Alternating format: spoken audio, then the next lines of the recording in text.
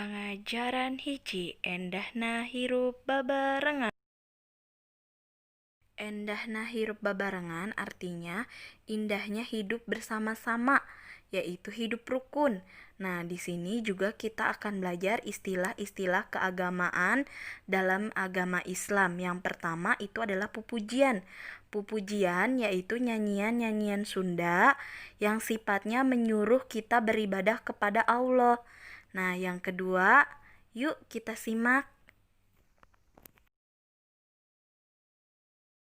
Yang kedua adalah masigit atau dalam bahasa Indonesianya adalah masjid.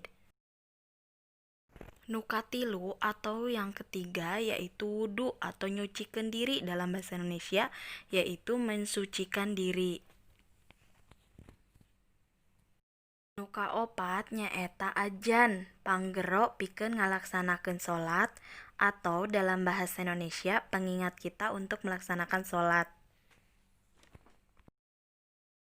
Nah, untuk pelajaran istilah-istilah keagamaan cukup 5 dulu ya, Nak. Pelajaran dari Miss Nani cukup sekian dan terima kasih. Untuk tugasnya, yuk kita simak. Untuk tugasnya, anak-anak buka halaman 12. Anak-anak ceritakan tentang kurban di buku tulis menggunakan bahasa Sunda, lalu foto dan kirim ke Miss Nani. Terima kasih. Bila ada yang kurang paham, anak-anak silahkan WhatsApp ke Miss Nani. Terima kasih semuanya.